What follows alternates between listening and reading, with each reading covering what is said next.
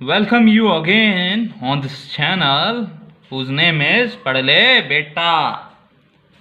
Class 10th Science Physics Chapter 12 Electricity Module 3 Part 3. आज हम पढ़ेंगे resistance of a system of resistors connected in parallel. किसमें? Resistance of a system of resistors connected in parallel. Series पढ़ चुके हैं? ना पढ़ चुके हो तो मॉड्यूल 3 की पार्ट 2 वीडियो जरूर देख लें.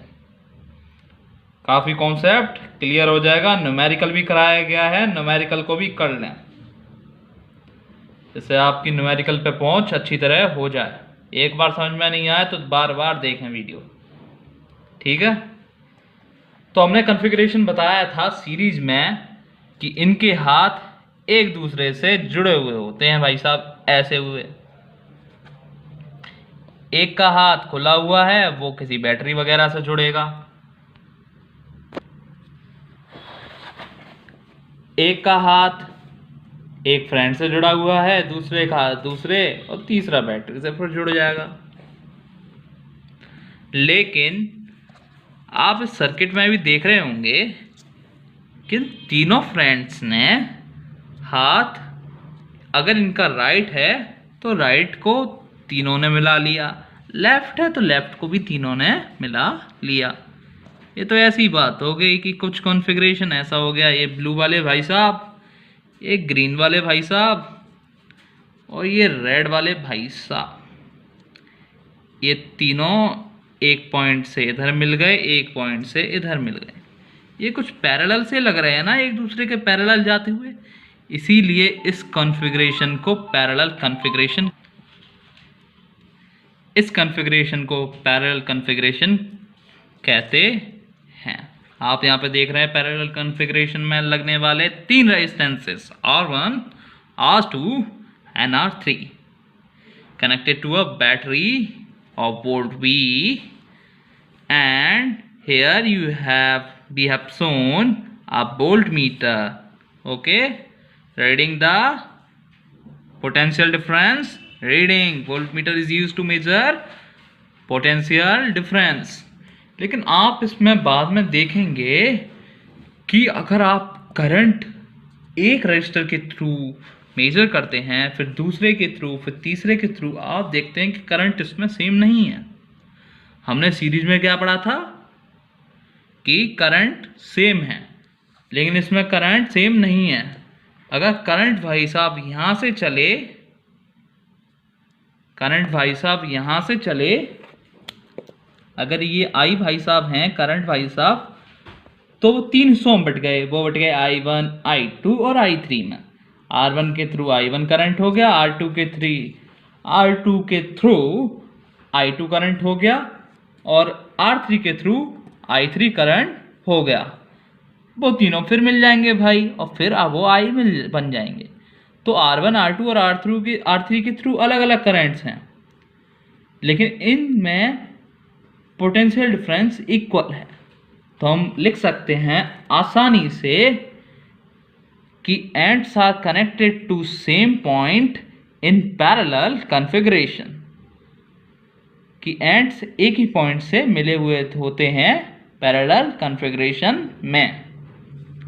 फिर हम लिख सकते हैं be know that in parallel configuration potential difference, that is voltmeter reading from voltmeter reading, obvious, it is obvious, very obvious, remains same across three resistors connected in parallel. Hence we can write B1 is equal to V2 is equals to B3, that is V. Okay, but current across three resistors are different, so I1 is not equal to I2, is not equals to I3. क्या बात? फिर से सुनिए. Parallel में potential difference equal आ रहा था, हमने लिख दिया B1 equal to B2 equal to B3 equal to V, जो कि एक पोटेंशियल डिफरेंस है. अक्रॉस हमें वोल्टमीटर रीडिंग में दिख रहा है, लेकिन करंट इनके थ्रू डिफरेंट है. इसलिए ना I1 I2 की इक्वल है, ना I2 I3 की इक्वल है. कोई भी किसी के इक्वल नहीं है, सभी डिफरेंट हैं. तो हम लिख सकते हैं कि फिर टोटल करंट जैसे आप देख रहे थे, ये तीनों भाई पहले बढ़ चुके थे, 3 दरवाजों से निकल चुके थे, फिर तीनों भाई आ गए और एक साथ मिल गए। तो हम क्या लिख सकते हैं इसे, I is equals to I1 plus I2 plus I3। अब हमें क्या पता है, हमें एक फॉर्मूला याद करना है जो है क्या, Ohm's law, that is V equals to IR। तो अगर हम R1 के अक्रॉस V1 देखते हैं तो हम लिख सकते हैं V1 is equals to I1 into R1, B2 equals to I2 into R2, B3 equals to I3 into R3। और हम क्या और लिख सकते हैं इसी के through, I1 is equals to B1 upon R1, I2 is equals to V2 upon R2, I3 is equals to B3 upon R3। अब हमें पता है भाई सब B1, B3, B2 सभी इक्वल है किसके, B के। तो हम फिर से लिख देंगे I1 equals to B upon R1, I2 is equals to B2 upon R2, I3 equals to B upon R3। अब हम इन चीज़ों को I1, I2, I3 को किस में पुट करेंगे, जो कि हमें ये दिख रहा है, जिससे कि हमें एक फॉर्मूला मिल जाए। तो हमने उसे पुट कर दिया। अब देखिए I को हम लिख सकते थे, वही था ना जो वोल्टेज एक है, टोटल वोल्टेज अपॉन क्या, टोटल रेजिस्टेंस। तो हमने लिख दिया same, B upon REQ equals to B upon R1 plus B upon R2 plus B upon R3। अगर कुछ ज़्यादा हो तो सो ऑन बस, ठीक है, और कुछ ज़्यादा हो तो ज़्यादा लिख लेना। तो hence on dividing by V on both side, B से दोनों साइड को डिवाइड कर दो तो हमें क्या मिल जाएगा, 1 upon RQ is equals to 1 upon R1 plus 1 upon R2 plus 1 upon R3। तो इक्विवेलेंट रेजिस्टेंस क्या हो जाएगा, इन सब का ऐसे सम निकाल के फिर REQ ऑफ रेसिप्रोकल करके निकाल लेंगे। तो हमें क्या मिल गया, 1 upon REQ is equals to 1 upon R1 plus 1 upon R2 plus 1 upon R3, where R1, R2 and R3 are connected in parallel, means ends are connected to same point। Thank you। अब हम एक करेंगे numerical.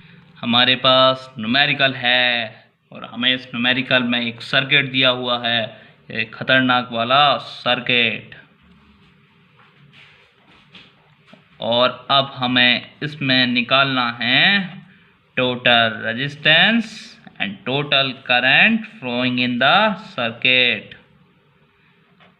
तो हम total resistance कैसे निकालेंगे, हम इसमें देख रहे हैं हमने क्या पढ़ा है, पैरेलल वाले एक ही पॉइंट से कनेक्टेड होते हैं।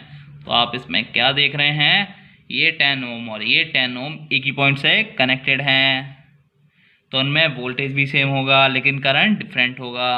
तो ये किस कॉन्फ़िगरेशन में है, पैरेलल कॉन्फ़िगरेशन में। हम इसको फर्स्ट नाम देंगे, इसको सेकंड नेम देंगे। तो हम पहले रेजिस्टेंस फर्स्ट का निकालेंगे। फर्स्ट का रेजिस्टेंस क्या आ जाएगा, आपने पढ़ा था ये दोनों पैरेलल में हैं, तो फर्स्ट में 10 ओम और 10 ओम पैरेलल में है, तो हम लिखेंगे 10 ohm and 10 ohm are connected in parallel, so we can find R dash, that is 1 upon R dash is equals to 1 upon 10 plus 1 upon 10। क्योंकि ये पैरेलल वाला आपने फॉर्मूला पढ़ा था ना, अभी पढ़ा था कि नहीं पढ़ा था, अरे भाई बोल भी दो, पढ़ा था ना, क्या था formula, 1 upon REQ equals to 1 upon R1 plus 1 upon R2 plus 1 upon R3। अब इसमें दो दे रखे हैं तो हमें दो को ही सम करना पड़ेगा ऐसे। तो 1 upon R dash is equals to 1 upon 10 plus 1 upon 10, 10 is common, that is 1 plus 1, 2 upon 10, 1 upon R dash is equals to 2 upon 10। Now रेसिप्रोकलिंग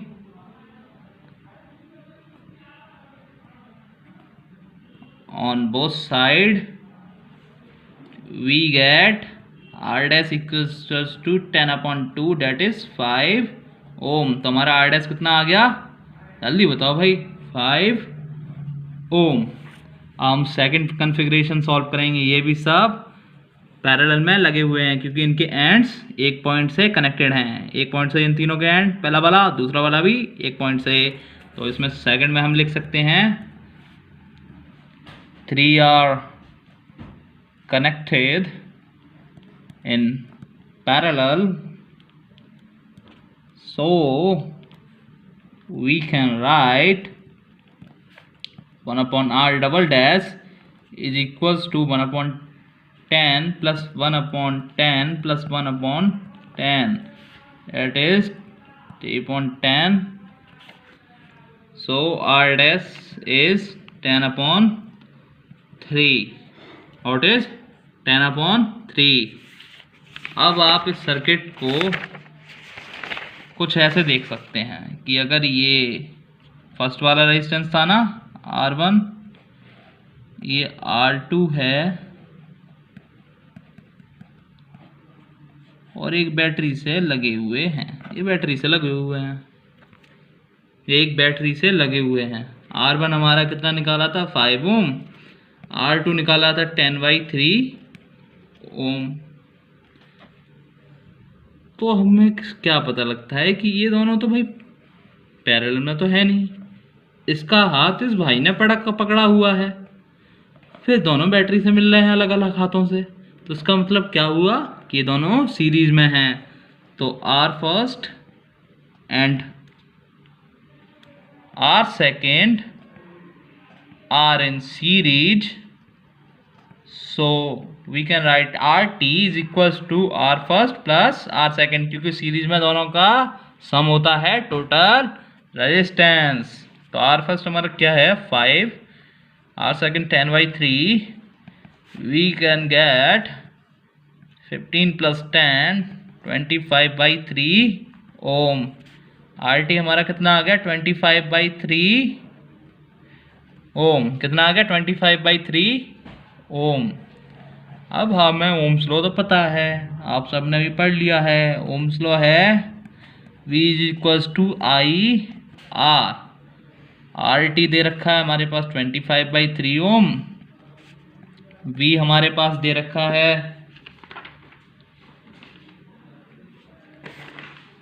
हमारे पास दे रखा है 12 volt. On applying on in this formula we get 12 is equals to I, जो कि हमें पता नहीं है, जो कि हमें निकालना है I total into 25/3। we get IT is equals to 3 into 12 over 25, that is 36/25 ampere. Hence total current flowing through the circuit is 36/25 ampere. This is the total current flowing in the circuit. तो हमने RT भी निकाल लिया और I भी निकाल लिया। Hope करता हूँ आपको समझ आया होगा। तो like, subscribe, press the bell icon and share it throughout your classmates and friends.